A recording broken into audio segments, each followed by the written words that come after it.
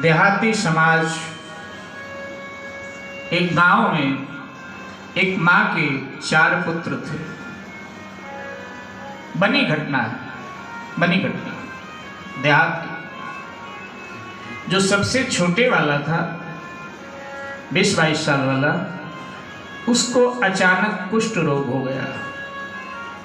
कुष्ठ रोग हो गया तो हाथ पांव की उंगलियां उसकी गलने लगी।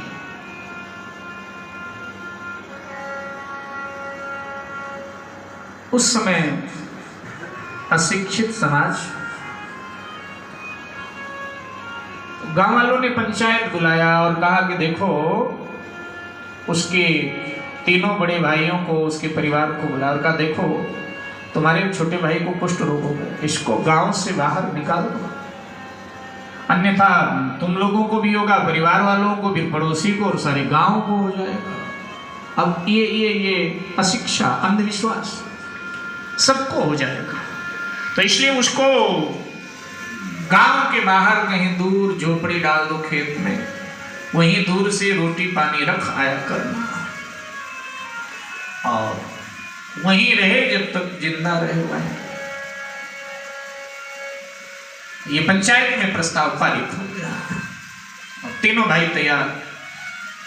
हाँ ठीक, उसके लिए झोपड़ी बना दिया वहां खेत में और कहा कि जा वहीं अपनी घर में तेरा काम नहीं, हम लोगों को भी रोग हो जाएगा, कुष्ठ रोग, जा वहीं रहना। आंखों में आंसू आ गए। एक तो ईश्वर की तरफ से वो रोग और सबने त्याग किया। मां से सहन नहीं हुआ, मां जीवित। मां ने कहा कि देखो, ये अकेला मेरा बेटा नहीं जाएगा वहां झोपड़ी में, मैं भी बेटे के साथ रहूं। तीनों भाइयों ने कहा अरे मां, तुझे भी कुष्ठ रोग हो जाएगा। उसने कहा हो जाए तो हो जाए, मैं जाऊंगी। गांव वालों को पता चला, वो भी समझाने लगे क्यों अपने को खतरे में डालती हो, तुम्हें भी हो जाएगा। उसने कहा हो जाए तो हो जाए, तुम सबने मेरे बेटे के लिए ऐसा फैसला कर दिया त्याग। मैं मां हूं, मैं कैसे अपने बेटे का त्याग कर दूं?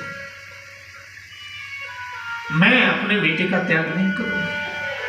जहां ये रहेगा मैं इसी के साथ रहूंगी और मां भी उसके साथ उसी झोपड़ी में चली गई।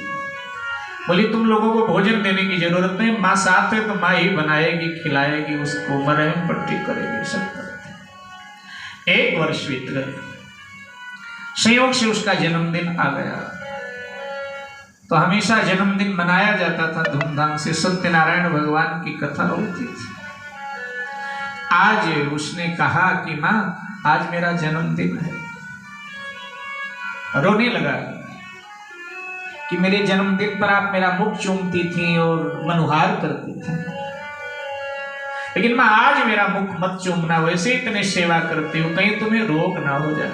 दौड़कर मां ने बाहों में भर लिया, उसका मुख चूम लिया। बेटा मैं मां हूं,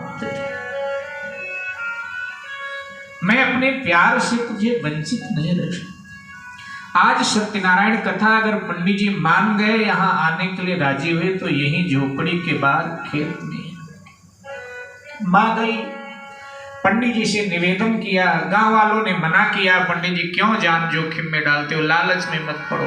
पंडित जी समझदार थे, बोले भैया ये प्रारब्ध का खेल है, मेरे प्रारब्ध में कुष्ठ रोग लिखा होगा तो घर बैठे हो जाएगा, और प्रारब्ध में नहीं होगा तो मैं सत्यनारायण कथा न कहने जाऊं।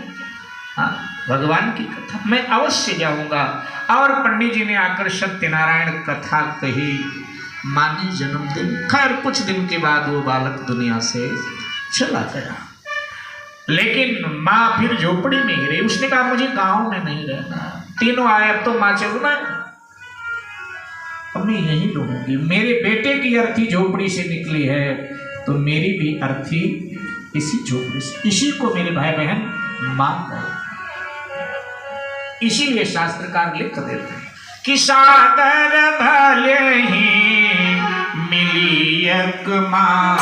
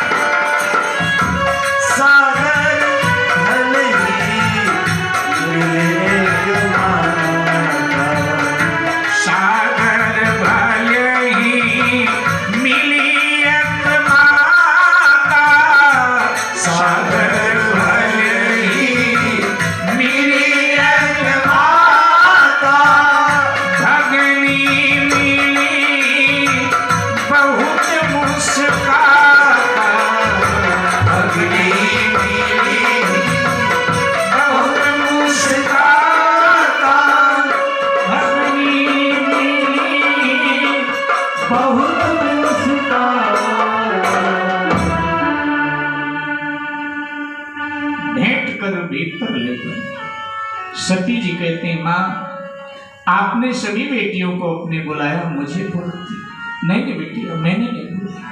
मैंने तेरे पिता से बहुत कहा कि मेरी छोटी बिटिया सती को भी बुलाओ, लेकिन तुझे अपने पिता का स्वभाव पता है, वो किसकी सुनती। और जब हमारी सुनी नहीं गई तो मैं यज्ञ में इसीलिए सम्मिलित नहीं हुई बेटी। बिना बुलाए आई है तो अन्यत्र नहीं, अपने माँ के घर आई। और सुन सती, जब तक मेरा जीवन है बेटी, ऐसे तू आ जाया कर, हमेशा के लिए मैं तुझे निमंत्रण देती हूँ, मैं तेरी माँ हूँ, हमेशा आ जाया कर। और जब इस तरह माँ ने आदर दिया, समझाया, सांत्वना दिया, तो पिता और बहनों ने जो अपमान किया था, सती माँ साफ भूल गई, हंस हंस कर माँ से बातें करने लगी। जलपान आदि माँ ने कहा। मेरे भाई बहन, पंजाबी में कहावत कही जाती, मावा ठंडिया छावा, माने माँ शीतल छाया होती है। शीतलता मिली सती को, शांति मिली। और अब सती जी ने कहा माँ, जब तक आप, सती की माँ ने कहा कि बेटी तुम विश्राम करो, मैं भोजन बनाती हूँ, भोजन करके आराम करो। सती जी ने कहा माँ, जब तक आप भोजन तैयार करें ना, मैं यज्ञ मंडप में यज्ञ का दर्शन करा। सती जी की माँ ने कहा तो और अच्छा होगा, मैं भोजन तैयार करूं बेटी, तब तक तुम यज्ञ मंडप में यज्ञ का दर्शन करके आ जाओ, फिर आकर भोजन करो, विश्राम करो, क्योंकि इतने दूर से चलकर आई हो तो थकी हो। ठीक है माँ। और यहां से सती जी यज्ञ मंडप की ओर चल पड़े। मेरे भाई